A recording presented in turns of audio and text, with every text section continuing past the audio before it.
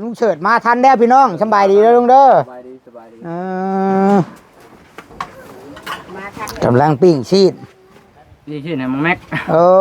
ปิ้งชีสให้หลานใช่พี่น้องเลยเนาะหมอแม็กผู้แม็กอะไรได้ยังน่ะปืนบ่น่ะเราหาเก้าว่าเบิ่งให้ลุงเบิ่งนี่ลุงยืมมึงดูนี่เบิ่งสิเน็บแอวนี่บาทนึงโอ้เนาะหมอแม็กผู้แม็กเนาะเน็บใช่เอ้ยในแม็กนี่เห็นรู้เบิ่งสิลูกชีเน็บให้เบิ่งน้องต่ำหำนี่ไปบัดนี้ไปเข้าหมอแม็กยังไงเนาะตาผมมาใช้เซลอยู่นะมึงเนี้ยพากันมาใช้เซลนี่บาทนี่สบายดีคำละพุ่นหมักพริกมาเท่ากินนี่ป่ะตายบาทแล้วเนาะแบ่งชี้เราอยู่หรือว่ากินนี่ผีไรพี่น้องเอ้ยผีตัวชุกตัวดิบมีบัดนี่เนาะมีทั้งกวบยังไหวฉะนี่เบิ่งเปิดดูก่อนเด้อเปิดด้วยคนนี้งานบาทครับตัว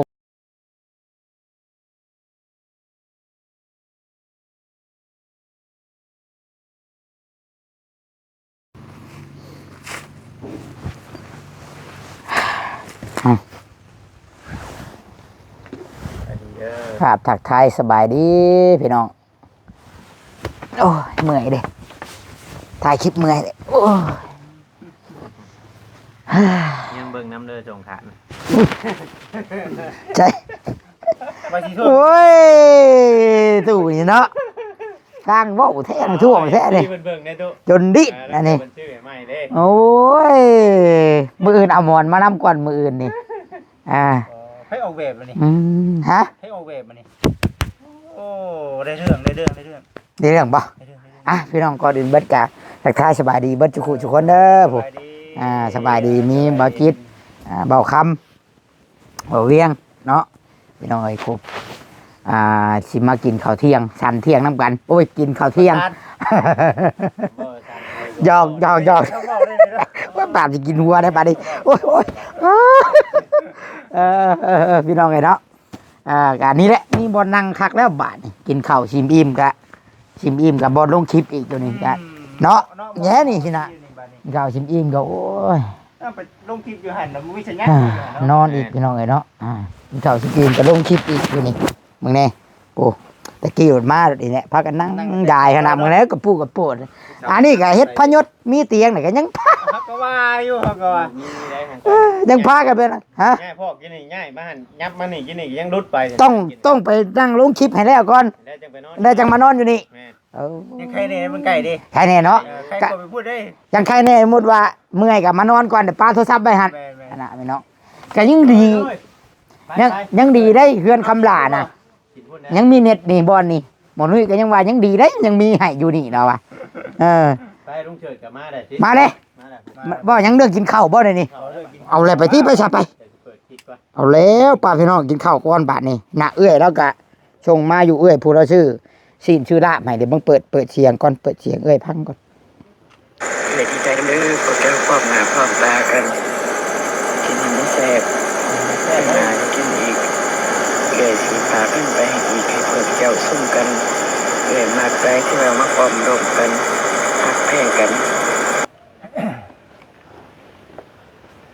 เดี๋ยวติ๊กก่อนติ๊กใช่น่ะกันเลยเบาว่าเธอภาษาลาวถ้าใครก็ขอโทษเด้อเดี๋ยวพยายามเบาให้มันเข้าใจนะว่ายังผิดเดี๋ยวขอโทษให้พวกเจ้าที่ประเทศเด้อพี่น้องเลยเนาะเอื้อยแล้วก็ส่งมาแล้วว่าดีใจเด้อแล้วว่าเห็นทางYouTube คือโอเค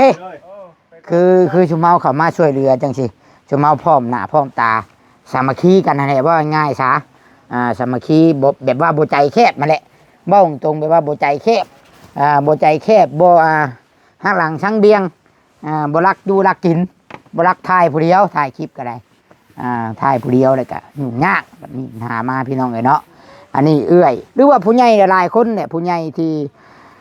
ว่าง่ายๆโดดว่าผู้ใหญ่ที่ช่วยเรือนี่เพิ่นฝากเงินฝากคำมานี่นะพี่น้องจิตใจเพิ่นนี่ต้องกว้างควงอยู่แล้วกว้างควงปานมหาสมุทรผู้ใดพี่น้องเอ้ยเนาะเพื่อเพิ่นสิฝากเงินฝากคำมาให้เฮาได้ล่ะเพิ่นบ่ใจแคบแน่นอนพี่น้องเอ้ยและเพิ่นมักในการที่ตุชิตนี่ถ่ายคลิปเนาะตุชิตต้องขอบบุญขอบคุณหลายๆมักเวลาฝากเงินมาก็ให้โทรหมู่โทรพวกมากินเด้อผู้ใดแน่ที่ถ่ายคำลาแล้วก็ผู้ใดที่อยากถ่ายก็ถ่ายโลดบ่ให้ห่วงบ่ให้ห้ามกันได้แต่ความสามารถของไผของมันเรื่องผู้รักผู้ใหญ่ก็เช่นกันพี่น้องเอ้ยเนาะแล้วแต่เพิ่นสิอยากให้ไผเป็นสะพานบุญให้เฮาบ่ว่ากันบ่ยันลื่นยันเรือกันมีหยังหักแพงแบ่งปันช่วยเหลือซึ่งกันและกันตุชิตนี่จะศึกษาแล้วก็จะนำเอาแนวทางของผู้รักผู้ใหญ่จิตใจกว้างขวางของเพิ่นเดี๋ยวเขาก็มาแบ่งปันต่อๆไปอีกนี่แหละจังหวะสื่อซ่องตู้ซิดปันสุกนะพี่น้องเอ้ยเนาะแบ่งปันกันโอเคพี่น้องป้าเดี๋ยวสิพากันไปกินข้าวกินน้ำได้บัดนี้เลี้ยวบ่เลย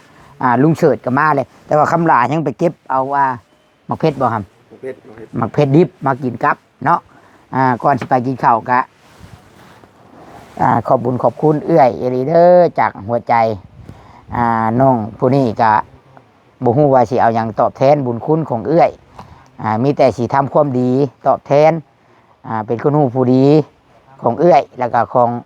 สังคมของแม่ๆ FC เอื้อยอ้ายทุกท่านที่เบิ่งที่ชมคลิปให้มีความสุขให้มีห้อยยิ้มน้ำกันเบิดทุกผู้ทุกคนเด้อสาธุบุญคำบุญชูเอื้อยเนาะไปบัดนี้ไปหากินข้าวกินน้ำผู้พี่น้องเอ้ยเนาะรถบ่แซนกันลุย ลุยเข้ามาคือกันบ่แซนก็ได้คำลาจากความเมื่อกี้นี่ เมื่อกี้นี่รถบ่แซนเหยียบแก้วก็คำลาก็มาเก็บหักบ่ได้จังบอกให้คำลาส่วนไปทิ่มมันยังมีเลยขี้ดินถมก็ได้มันยังมีเศษแก้วน่ะบ่แม่นหยังดอกลูกคำลาเลยบ่มักใส่เกิดเฮ้ยมันแน่เบาเวียงกะเฮ้ยมาลี่ผู้เดียวมารีว่าผู้เดียวปนเบิ้งคักๆกันจักเป็นคนจังใดเนาะยืนว่าเวียวทางนั่นเพิ่นยังเล่าผู้เราเป็นบ้าเล่าผัวค่อยเด้ไผใช่น่ะอยู่ทางนั้นอาจจะพรผู้เราว่าบ่เวียงเว้าผู้เดียวเราจนบัดค่อยเดียวเบิ่งแล้วเว้าผู้เดียวบัดค่อยบ่ผัวแล้วอันตัวเราแกงหน่อไม้เบิดมือจนค่ำนะบ่แม่สบายดีพี่น้องเลยพี่น้องแกงก็แต่8 โมงเช้าจนฮอด3 โมงแดงบ่จังได้กินนะแบบว่าบางคนเพิ่นบ่ฮู้ผู้เฒ่าผู้แก่หรือว่าผู้บ่ฮู้นะเขาว่าเขาเป็นบ้าเลยเนาะยืนเว้าผู้เดียวว่ากับโทรศัพท์ก็ว่าว่าค่อยปิดกล้องแล้วค่อยไปนั่งอยู่รถเราอ่ะโอ้ยอยากหัวเพิ่นเนาะมายืนเว้าผู้เดียวบ่มีไผเว้านำเราแล้วบอกเองดาวนะเดี๋ยววันเดียวขึ้นเทิงผ้าแล้วก็บอกอ้อมอยู่บัดเพิ่นกับผู้เดียวคือกันถ้าว่าสมมุติว่าคำว่าไผบ่ฮู้หรือว่าไผบ่ฮู้จักหรือว่าอันนั้นนี่คิดว่าเราสปอกสเปดไปได้ดุคิดว่าเราลิ้นหืดลิ้นยาเนาะแม่นหากแต่เท่าที่เฮาฮู้นั่นแบบว่าในชาวบ้านเพิ่นเว้านั่นว่าผีเฮ็ดแล้วก็เราเลยสิเป็นคนเสียจิตแล้วก็อาจจะเกี่ยวกับประสาทเลยบัดนี้นะแนวตาบ่เห็นแน่แม่นแนวตาบ่เห็นเจ้าว่าบนใดจิตบ่แข็งผีเค็ดนี่ผีไปสอกประชานั่นคือเราไปนอนได้แบบศาลาอยู่น้ำผีประชาเราบ่ได้ย่านติบ่เราบ่ย่านถือว่าคันคนปกติไปสิไปนอนเนาะแม่นข่อยเจอมาแล้วผีประชานะครึ่งเดือนเขาว่าเราทางไปหน้าเจ้าหั่นดิข่อยพ่อหั่นดิทางไปหน้ามะนาวบ่เจ้าเราตะกี้โอ้ย2 ทิศไข่เชื่อสิเช้านะจนได้ไปเข้าวัดผู้ใดพี่น้องเอ้ยไข่บ่เช้าจักเทื่อนั่งคงมกหักตัวยังเว้าสิตัวยังฟังเราฮู้แล้วว่าบ่ฮันดุงฮันเดียวลาวว่าสิแม่นผู้นั้นแหละเนาะแม่นหลายคนเนี่ยนะเว้าเห็นผู้เพราะไผเกาะไทยนะบ่คำไผอันบ่คำไผไทยที่ว่างูเอาได้ชนเนาะบ่ฮันดุงฮันเดียวลาวเฮาก็บ่ฮู้เนาะแต่ว่าเฮาบ่ฮู้แบบว่ามันเป็นแบบอยู่ในจุดนั้นเนาะจุดต้นหน้าอันพี่ประชากับประชาบอนพังคนตายมีแห้งอีกไรอยู่หั่นน่ะแม่นบ่วะเชิงจุดนั้นน่ะเลยอันตรายบอนอันที่บ่เวียงเว้านี่ก็สิมีส่วนเกี่ยวอันที่ว่าที่บ่เวียงไปถ่ายเลยอันที่ว่าเราบัดนี้มันกระทบประสาทแล้วมันก็เสียจิตไปเลยเนาะแม่นน่าสิมีส่วนตัวนี้แหละพี่น้องบางคนเพิ่นว่าโอ้คือบ่พาแม่เราไปปัวไปหยังอันนี้เฮาก็หากะเข้าไปเทื่อเดียวได้ ยังบ่ได้แบบวันนั้น ไปได้อยู่บ่รถข่อย บ่ได้ยามนี่คำว่าไปแนวไปไล่นะแบบว่านั่นนี่แฮงอยากชวนทีมงานหรือว่าหลายๆคนไปเพราะว่ามันจังสิบางเทื่อบางทีอาจสิมีผู้รักผู้ใหญ่ยื่นมือเข้าช่วย เราอยู่กับลูกเรา2คนบ่ เท่าที่เฮาเห็นนะแต่ว่าได้ยิน FC เพิ่นคอมเมนต์กันเข้ามาอยู่ว่ามีลูกชายกกเราผู้หนึงแต่ว่าข่อยไปบ่เห็นแต่ไปถามผู้ที่ท่ายให้เขาก็ว่าเราเข้าไปเราก็บ่เคยเห็นแต่ละเทื่อเรา อืมไปได้จังว่ากันเนาะ เนาะ ไปกินข้าวก่อน นี่แต่เข้าไปกินข้าวแล้วมันบ่เกิดขึ้นมาได้พี่น้องเอ้ย ไปพี่น้องเดี๋ยวพากันไปกินข้าวอาหารดีมื้อนี้ อาหารดีมื้อนี้ข่อยก็กินกิโลอีกเมื่อคืนนี่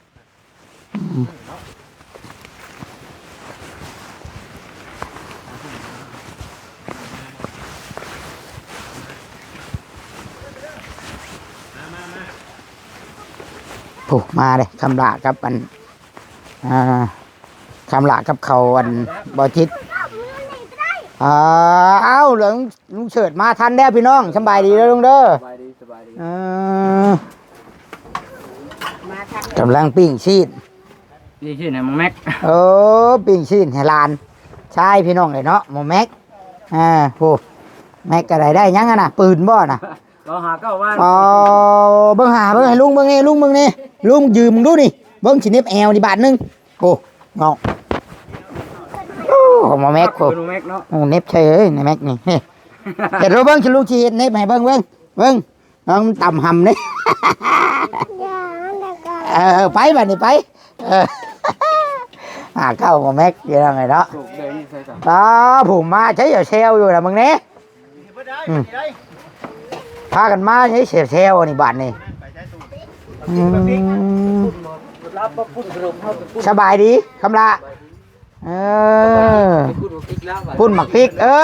พอเท่ากินนี่ป่ะตายบาปแล้วเนาะแบ่งชี้เนี่ยเราอยู่หรือว่ากินนี่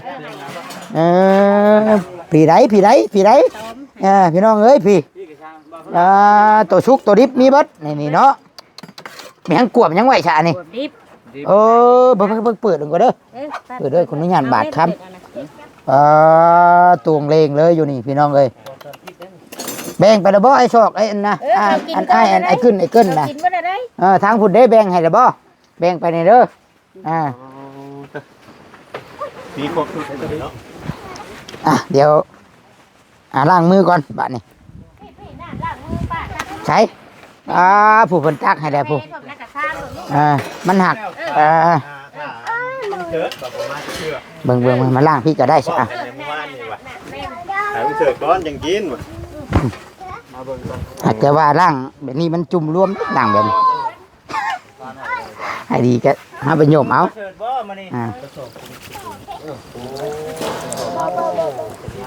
มาพี่ห้ามกล่องมาตัวไปล้างมือแล้วมาสิถือเองดอก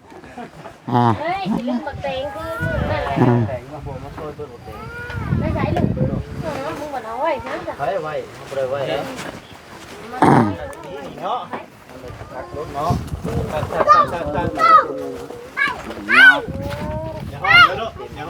แม็กบ่บุกเด้อลาบดิบลาบกามี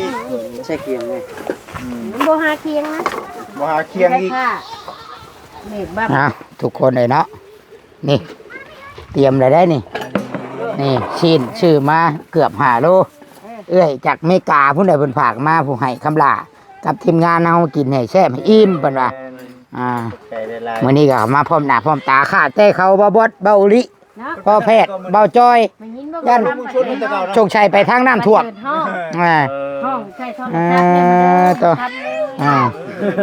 นี่อันนี้ทางลุงเฉิดเตรียมให้เลยอันนี้กับพ่อบุญธรรมแม่บุญธรรมเบิ้นอันนี้คำลานี่ให้เบาแสนได้จ้ะฮะบ่หมดละตอบคอยบ่ได้เนื้อนี่แหละนี่ขาดแต่ซอยจุเนาะซอยจุนี่ มันหนัก โอ้ยนี่ก็เดือเพื่อได้ไอ้ ผู้กินได้กินบ่ได้ได้ซอยจุ กินดิบได้น่ะ ซอยเลยจุเลย สำหรับ สัตว์ ข้างเลยฮะ ขอบใจเอ้ยเพิ่นหน่อยติ ขอบใจเด้อเด้ออยู่ดี ขอบ มี ใจ ให้ เด้อ ทุกข์จะได้กับใครจะมีน้องเราจะได้เงินหมื่นนั่นตื้อจะได้กระเจนเดินมาได้ครับมันใหม่คนยืนเด้อทีต่อไปครับ ยกขึ้นหัวนกมือน่ะมาบาดนี้พี่น้องเอ้ยอย่าว่าชั้นว่าซี่เบิ่งกล้องข่อยก็ไปตั้งใกล้ของบ่เวียงพุ่นแหละมาสบายเด้อบ่แซ่เลยผัดมา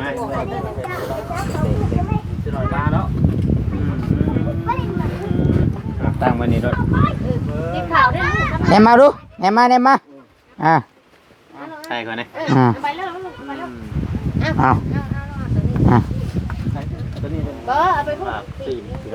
ตั้งรถตั้งกล้องได้ตั้งรถเด้อ บ้านเบ้ย คิดดูได้ตั้งครับ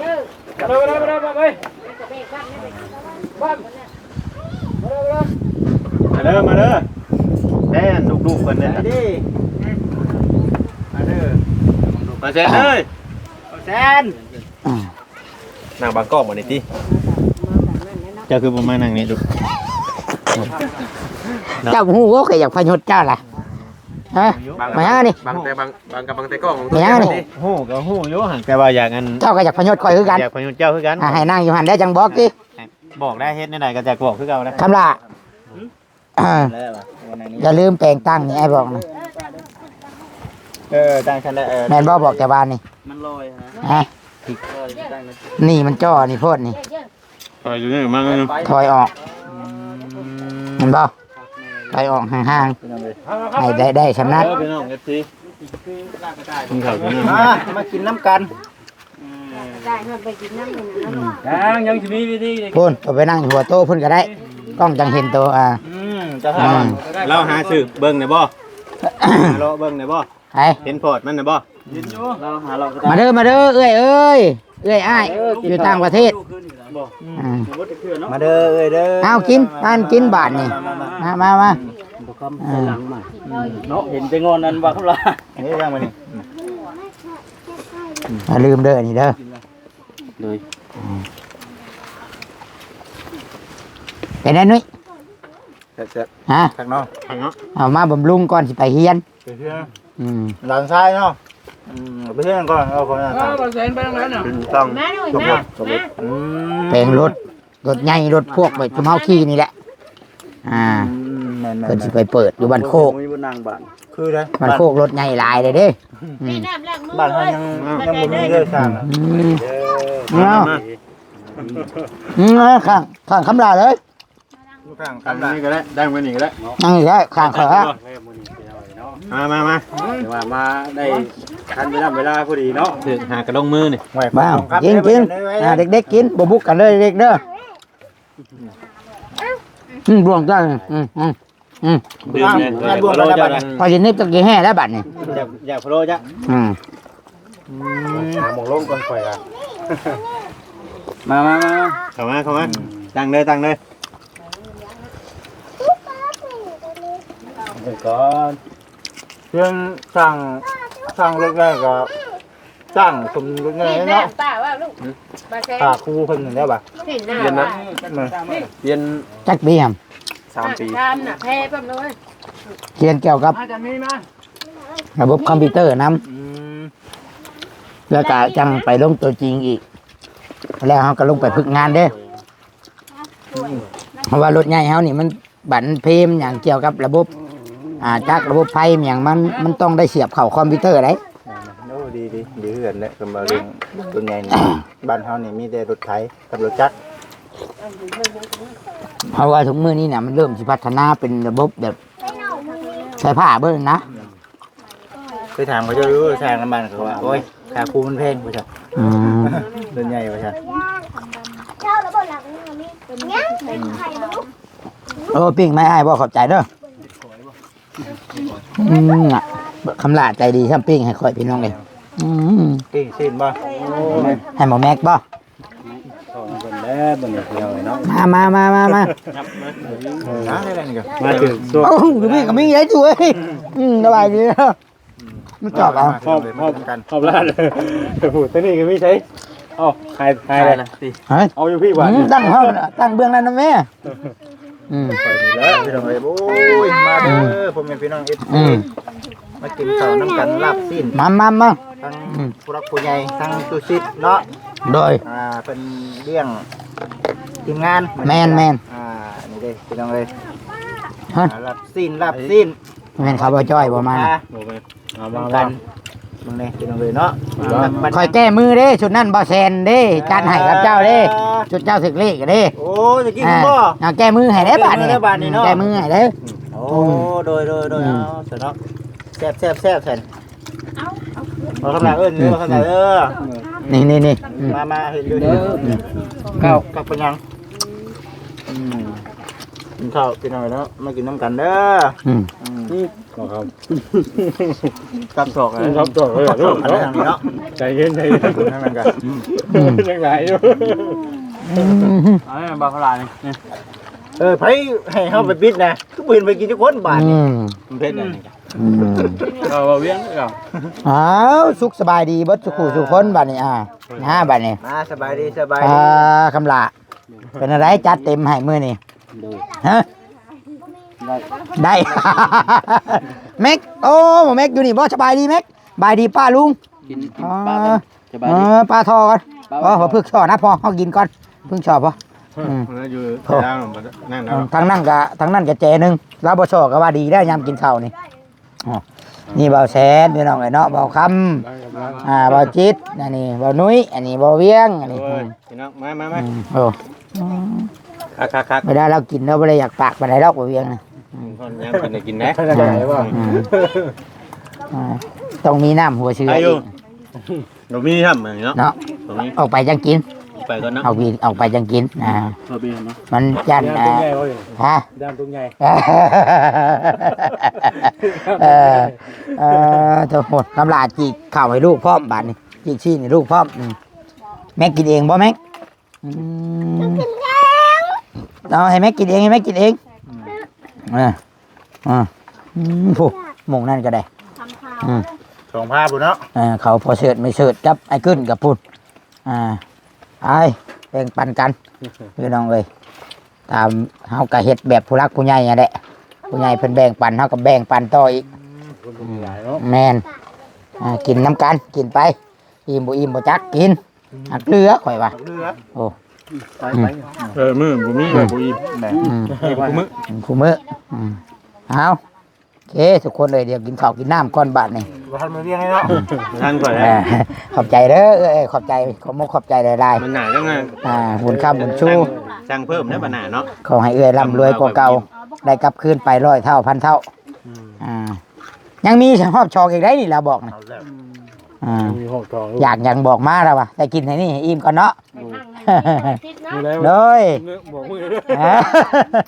บอกมือตรงหน้าไว้ หมดเลยเนาะ โดยตัวผู้อบอุ่นกันขาดแต่เขาเบาลิเบาจ้อยพอเพศเบาบอส เพิ่นยังเฮ็ดเวียกอยู่นะ เพิ่นกับข้าเวียกของเพิ่น ตรงกันบางเทื่อเนาะไปคนละทาง ตัวชิดสิกินก่อนได้พี่น้องเอ้ยบาทนี่เบิ่งในสิเบิดแดนน่ะ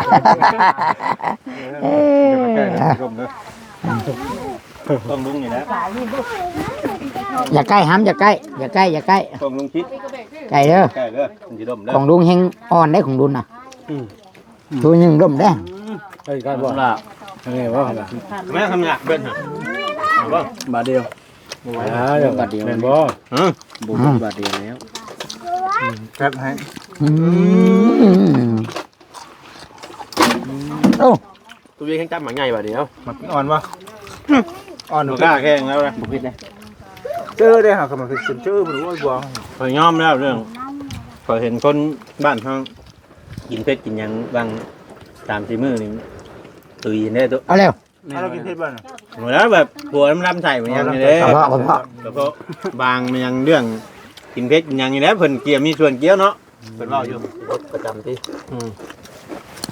ถอยลง ขยะให้อารมณ์วะเราให้บุญเลยคำลาบันให้เพิ่มขึ้นคิดพากระไรคำไร คำลาว่ากระเพาะแต่งคำลาอืมอืม น็อตกระเพาะเหี้ยบัดบ่แซ่น็อตกระเพาะแต่งเหี้ย อืม ขอโทษมาคู่ไหม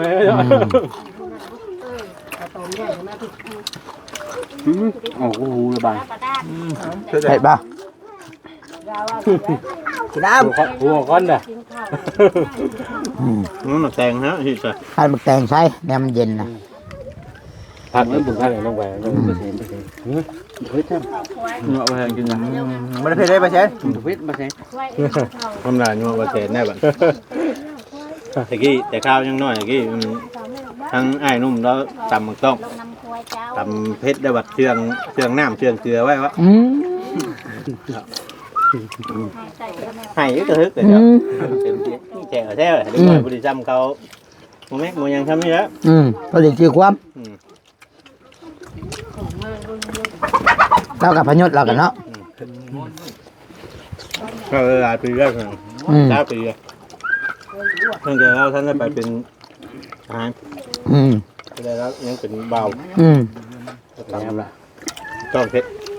เอาพอดีบ่เผ็ดครับดูมาแซ่ อยู่ให้แต่การกินเพชรสองคนนั่งใกล้กันนี่หมอนกำลากันอยู่แต่ให้อ้ายกินเพชร ยังอีกวันนึงเลยครับล่ะ มันบ่เผ็ด เอาเรามือไว้ให้มันเพชรอ่ะ บ่เผ็ด จะตุ้ยนี่ เพิ่มถามว่าเซนเข้ามากินนี่เห็นบ่อันหัวเพกินนี่ เห็นอยู่ สมมติรถข่อยคือแน่ ดูสิยังให้แล้วยุ่งวุ้งโลด เฮ้ยอ่ะ บ่เราเฮ็ด มันเอ็นมันสิล่มแล้ว แล้วกำลังเดมือเดนี่มัน มันลงมาเลยบ่เนี่ยมันเอ็นลงมาเลยบ่ สัญญาเพิ่นให้อยู่มีแต่สิให้คำลาได้ไปครอบเพิ่นให้คำลาไปครอบเพิ่นจะได้ฉาเนาะ หน้าตาว่า ไอ้ว่าเป็นเพ่ว่า จังว่าข่อยขี่รถไปรถ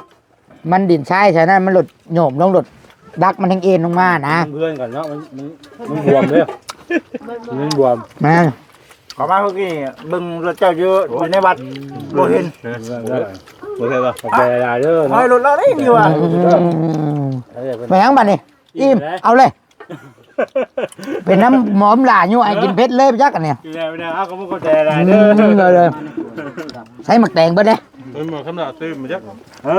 บ่ได้ก็จะนั่งไว้อีกจนคำลานัวกินพริกอีกนะจะเอฟอีกนะ บ่กินมาสิว่าแรงน้ำใจติ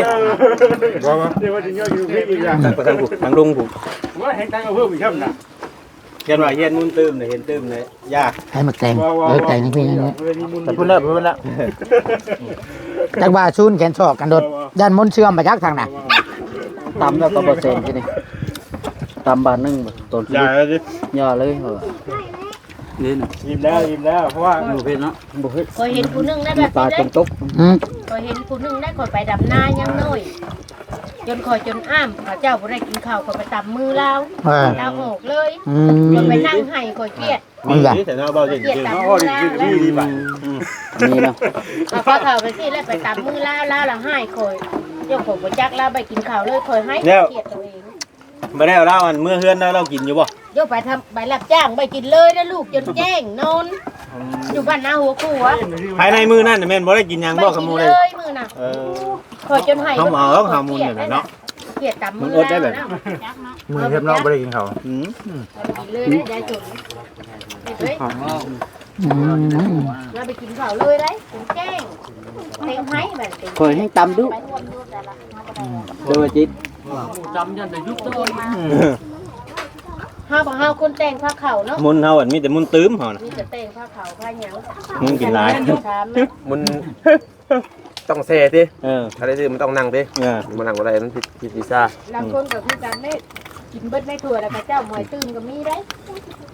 ตัวนี้อยากกุยตัวนี้อยากกุยน้อยมึง เพราะมันปกติอ่ะมันปกติในเป็นเนาะปกติอ่ะ มึงเปียกอยู่ ตัวนี้อยากกุยเนาะตัวนั้น คือเฮาใหม่ๆเด้อันตัวเครื่องในมันนี่มันใจอ่อนเนาะ เด้บัดนี้ กินข้าวอิ่มก็มีได้บ่อนนอนบัดนี้ เนาะ เกยกันอยู่แถวน่ะ ขนาดเครื่องกินจำนี่ก็ไม่ได้กัดน้ำชุ่มโตขนาดกัดว่าบุเพชร เฮ้ยมาแล้ว ทำไม บุเพชรแล้ว เอามาเป็นกรรมดิ วันแรกกัดเพื่อแบบว่าเพิ่มรสชาติอีกนะในความเป็นจริงครับแนวมันนะวันแรก เอากดหน่วยหนึงเฮาก็ได้เป็นน้ำตาลย่อย แบบเพื่อแกงน้ำไม่ใส่พริกดองเนี้ยเต็มกระเพาะยุ่หักจะกัด แม่ คือก็บอกกัดแล้ว ยำ หน้าปากคาเขาเก่งไม่ มันพริกอ่อนเหรอ เพราะบ้านเฮาเก่งไม่ได้ใช้ได้ผัก ข้าวหมังแดงแบบเผ็ดแน่เนาะเผ็ดแน่แบบว่าสีเผ็ดนิดนึงเนาะ แห้งกินแห้งแซ่บ เนาะ ยาเลยเด้อบัดนี้ อะไรบ้าง ยาเลยแห้งกินแห้งแซ่บ เฮายังตู้เขาอยู่ได้นี่ เอารถคนจอยคือเจ้าหนาวรถคอยมันเริ่มพุ่งมันเริ่มลายเลย ดีป่ะ มันเริ่มมันอยากลดยากได้ไปเลย ถ้าจะแบบมีพัก จำตัวดี ถ้าจะแบบมีพัก บัดนี้เมียเจ้าฟังมีก็เป็นนะ เดี๋ยวนี้มีแต่มีเรื่องเลยเนี่ยอายุหากินมีแต่แล้ว นี่น่าชื่อได้กำลังตะวันมวย เหนื่อยลืมเอาน้ำลงมาเลยทำเด้อ แม่เจ้าชื่อบ่แม่บ่จักนี่บ่ แรกว่ามันชื่อว่า แม่บ่จักเป็นลูกแมวแม่ ฮะ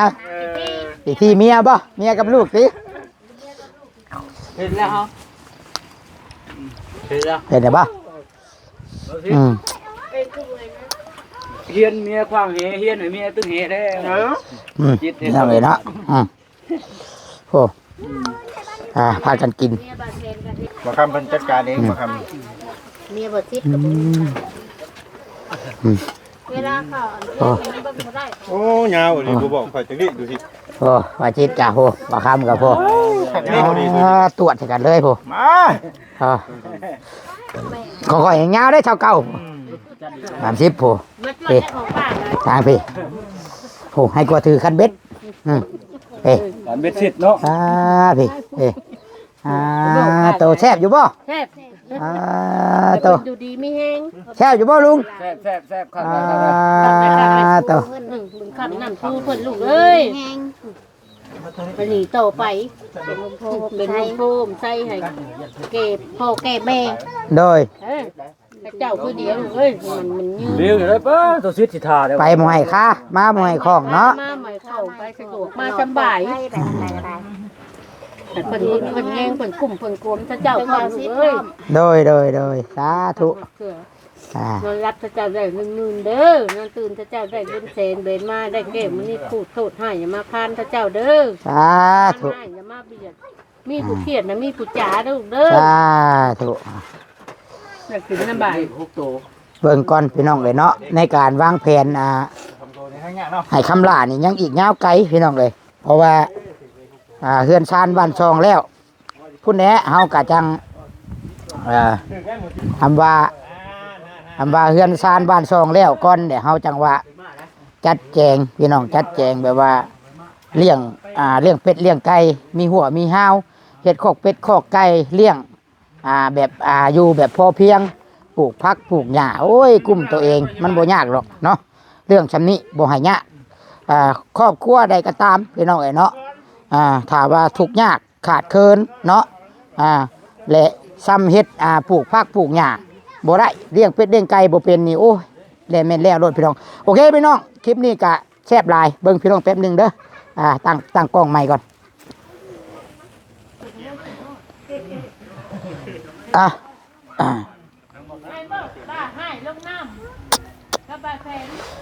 พี่น้องเอ้ยสิได้ขอตัวจบคลิปก่อนเด้อขอบใจเอ้ยฮักข่อยขอบบุญขอบคุณเอ้ยข่อยหลายๆเด้อเอ้ยบุญค่ำนำสู่เอ้ยโชคหมานร่ำรวยน้องสิทำความดีน้องสิแบ่งปันความดีความรู้ความสามารถที่ได้ทำเฮียนมาที่ได้ศึกษามาที่ได้ฮู้จักกะสิแบ่งปันให้คำลาต่อไปสิแบ่งปันให้หมู่เพื่อนสิบอกสอนกันแต่ความดีสิหักแพงกันเลยโดยแล้วก็ FC บ่ทุกคู่ทุกคนเด้อพี่น้องสบายดีคนไปนอนอยู่พุ่นก่อนบัดนี้มันแน่นแห้งแล้ว